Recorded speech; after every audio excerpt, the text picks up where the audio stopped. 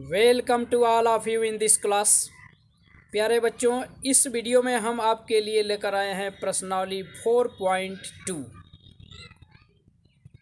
तो हम आशा करते हैं कि यह वीडियो भी आप ध्यान से देखें तो अवश्य पसंद आएगी, और यदि वीडियो अच्छी लगे तो वीडियो को लाइक करें, मित्रों को शेयर करें, कमेंट करें। चैनल पर नए हों तो सब्सक्राइब कर लें, बेल आइकन को भी प्रेस कर दें ताकि कोई भी वीडियो अपलोड हो तो उसका नोटिफिकेशन सबसे पहले आपको मिल सके। तो आइए देरी न करते हुए हम शुरू कर रहे हैं। Question number 1। क्वेश्चन नंबर 1 एक बार हम सवाल पढ़ दे रहे हैं। स्क्रीन पर देख रहे होंगे, सवाल दिख रहा होगा। आइए एक बार हम सवाल पढ़ भी दे रहे हैं। लिखा है, उस बिंदु के निर्देशांक ज्ञात कीजिए जो रेखा 3x + 4y, जो रेखा 3x + 4y = 20 को y अक्ष पर काटता है। उस बिंदु का निर्देशांक हमें बताना है जो रेखा 3x + 4y = 20 को y अक्ष पर काटता है। इस रेखा को वह बिंदु y अक्ष पर काटता है, मतलब ये रेखा y अक्ष को काटती है। ये देखिए, ये x अक्ष और ये हमारा y अक्ष। तो रेखा y अक्ष को, जैसे ऐसे मान लीजिए कोई रेखा है, तो y अक्ष को जिस बिंदु पर ये काट रही है इसी बिंदु का निर्देशांक हमें बताना है। तो लिखेंगे, आइए शुरू करते हैं इसका हल। लिखेंगे रेखा 3x + 4y = 20, ठीक है। y अक्ष को जिस बिंदु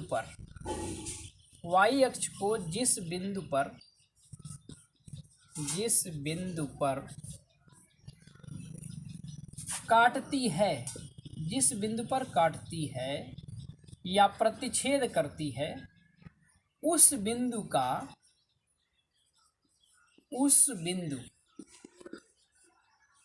का क्या शून्य होगा।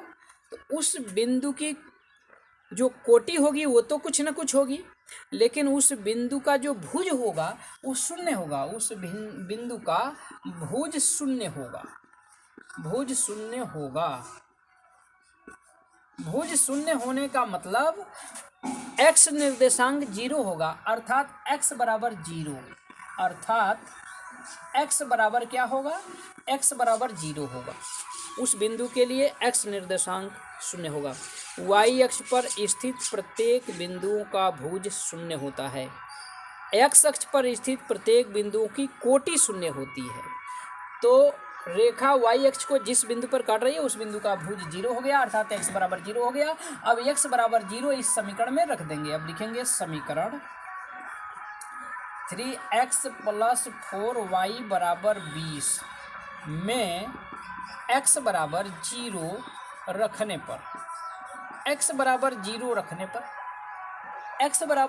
रख देंगे तो क्या मिलेगा? 3 × 0 + 4y = 20 या 4y = 20, इसलिए y बराबर क्या हो जाएगा? 20/4 = 5। अर्थात उस बिंदु का y निर्देशांक जो होगा वो 5 होगा, यानी कोटि जो होगी 5 होगी। तो बिंदु की कोटि, इसलिए कोटि हो गई 5 और भुज है 0, इसलिए उस बिंदु का निर्देशांक क्या हो जाएगा? बिंदु का जो निर्देशांक होगा वो हो जाएगा हमारा 0। तो ये रहा क्वेश्चन नंबर 1। अब आइए हम चलते हैं आगे क्वेश्चन नंबर 2। क्वेश्चन नंबर 2 को देखते हैं। क्वेश्चन नंबर 2 लिखा है, यदि 3x + y - 12 = 0, 3x + y - 12 = 0, 3x + y - 12 = 0, तब y को x के पदों में लिखिए। y का मान x के पदों में हमें ज्ञात करना है। और क्या करना है? जांच कीजिए कि क्या बिंदु 3 समीकरण इतना के आलेख पर स्थित है।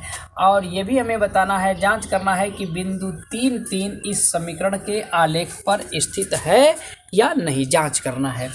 तो क्या करेंगे? सबसे पहले हम y का मान x के पदों में निकालेंगे। कहा है y को x के पदों में लिखिए, ठीक है।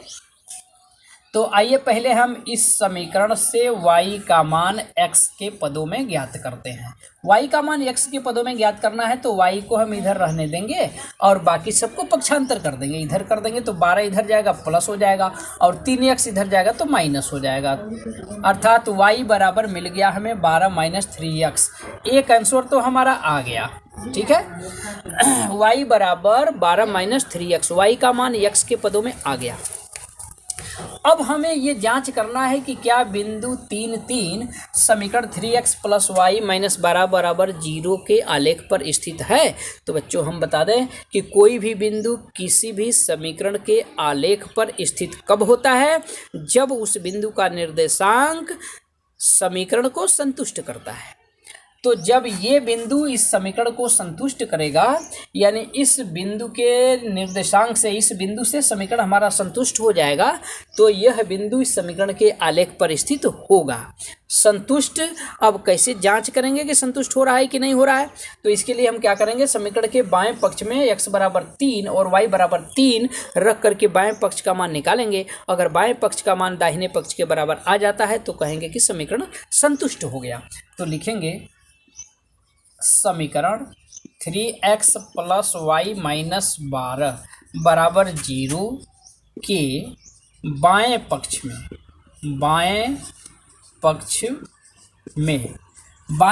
में x बराबर 3 y बराबर 3 रखने पर, x बराबर 3 और y बराबर 3 रखने पर रख करके बाएं पक्ष का मान निकालेंगे। बायां पक्ष निकाला जाए, बाएं पक्ष का मान 3 × 3 प्लस 3, ठीक है, 3 × 3 प्लस 3 और माइनस 12। x के स्थान पर 3 रख दिया गया, y के स्थान पर 3 रख दिया गया। तो ये हो गया 3 3 के 9 प्लस 3 माइनस 12 बराबर 9 3 12 हो गया, 12 माइनस 12 बराबर आ गया 0, बराबर आ गया दायां पक्ष, अर्थात बाएं पक्ष का मान दाहिने पक्ष के बराबर आ गया। तो जब बाएं पक्ष का मान दाहिने पक्ष के बराबर आ गया तो इसका मतलब कि समीकरण संतुष्ट हो गया। तो समीकरण संतुष्ट हो गया तो इसलिए बिंदु 3 समीकरण के आलेख पर स्थित है। लिख देंगे इसलिए बिंदु, कौन सा बिंदु, बिंदु 3 समीकरण के आलेख पर, समीकरण के आलेख पर स्थित है, आलेख पर स्थित है। तो इस तरह से जांच हो गई कि दिया गया बिंदु समीकरण के आलेख पर स्थित है। तो ये रहा क्वेश्चन नंबर 2। अब हम चलते हैं आगे क्वेश्चन नंबर 3 को देखें। क्वेश्चन नंबर 3 क्या लिखा हुआ है, देखिए लिखा है समीकरण 2x माइनस 3y बराबर 12। समीकरण लिखा है 2x माइनस 3y बराबर 12, ये समीकरण दिया हुआ है 2x माइनस 3y बराबर 12, ठीक है। 2x माइनस 3y बराबर 12, इसमें भी y को x के पदों में लिखना है, y का मान x के पदों में ज्ञात करना है। और क्या करना है, वह बिंदु ज्ञात कीजिए जहां दिए गए समीकरण का ग्राफ यानी आलेख x अक्ष तथा y अक्ष को काटता है। उस बिंदु को भी ज्ञात करना है, उस बिंदु को ज्ञात करना है जहां ये इस समीकरण का आलेख यानी समीकरण का जो ग्राफ होगा, इस समीकरण को प्रदर्शित करने वाली जो रेखा होगी x अक्ष और y अक्ष को जिन बिंदुओं पर काटती है उन बिंदुओं को भी हमें ज्ञात करना है, यानी उन बिंदुओं का हमें निर्देशांक ज्ञात करना है, ठीक है ना। जैसे मान लीजिए ये x अक्ष y अक्ष आपका हो गया, ऐसे मान लीजिए रेखा, अगर मान लीजिए इस रेखा का ग्राफ ऐसे प्राप्त होता है तो रेखा x अक्ष को जहां काट रही है उस बिंदु का निर्देशांक बताना है और रेखा y अक्ष को जहां काट रही है उस बिंदु का निर्देशांक बताना है। तो आइए पहले शुरू करते हैं। y का मान पहले x के पदों में हमें ज्ञात करना है, तो y का मान x के पदों में हम निकालने के लिए क्या करेंगे, -3y को इधर रहने देंगे और 2x को पक्षांतर कर देंगे। 2x इधर जाएगा तो माइनस हो जाएगा 12 माइनस 2x, इसलिए यहाँ से y बराबर क्या आ जाएगा, 12 माइनस 2x अपान हो जाएगा -3, ठीक है ना, -3 इसके बटे हो जाएगा। इसे हम ऐसे भी लिख सकते हैं, -3 से अगर डिवाइड कर दें तो -3 अगर यहाँ ऊपर लागू कर दें तो ये 2x जो होगा हमारा ये प्लस हो जाएगा और ये 12 का चिन्ह जो है बदल के माइनस हो जाएगा, ठीक है ना, बटा 3। ऐसे भी इसे हम लिख सकते हैं 2x माइनस 12 बटा में 3। यहाँ माइनस से डिवाइड करेंगे तो ये हमारा माइनस हो जाएगा, इसको माइनस से डिवाइड करेंगे तो ये हमारा प्लस हो जाएगा। तो 2x माइनस 12/3 ये आ गया y का मान x के पदों में। अब हमें ये बताना है कि इस समीकरण का आलेख x अक्ष और y अक्ष को जिन दो बिंदुओं पर प्रतिच्छेद करेगा उन बिंदुओं को ज्ञात करना है, यानी उन बिंदुओं का निर्देशांक हमें बताना है। तो लिखेंगे समीकरण 2x माइनस 3y बराबर 12 का आलेख x अक्ष को जिस बिंदु पर प्रतिच्छेद करेगा, x अक्ष को जिस बिंदु पर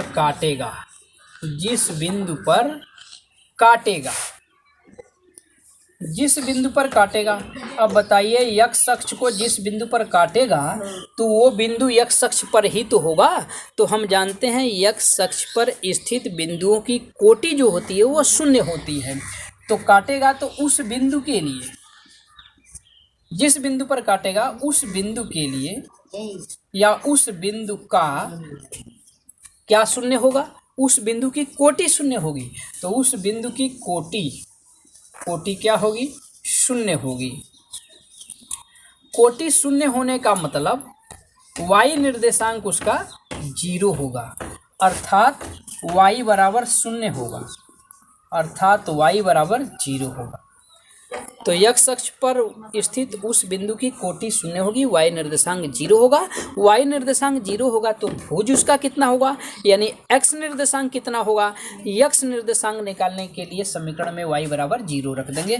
तो लिखेंगे समीकरण 2x माइनस 3y बराबर 12 में y बराबर 0 रखने पर, y बराबर 0 इसमें रख देंगे तो क्या मिलेगा, देखिए 2x माइनस ये 0 हो जाएगा बराबर 12, या 2x बराबर ये 12 हो गया, इसलिए x बराबर कितना हो जाएगा, 12 बटा में 2 हो जाएगा बराबर 6 हो जाएगा। अतः अभिष्ट बिंदु क्या हो जाएगा, अतः अभिष्ट बिंदु वो बिंदु क्या हो जाएगा जिसका भुज आ गया 6 और कोटि है 0, तो वह बिंदु क्या होगा, 60 होगा, ठीक है। तो समीकरण का आलेख x अक्ष को जिस बिंदु पर काटेगा वो बिंदु क्या होगा, हमारा 60 होगा। लिखेंगे इसी प्रकार समीकरण का आलेख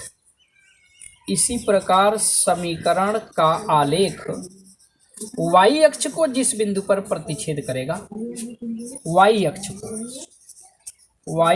को जिस बिंदु पर काटेगा, y अक्ष को जिस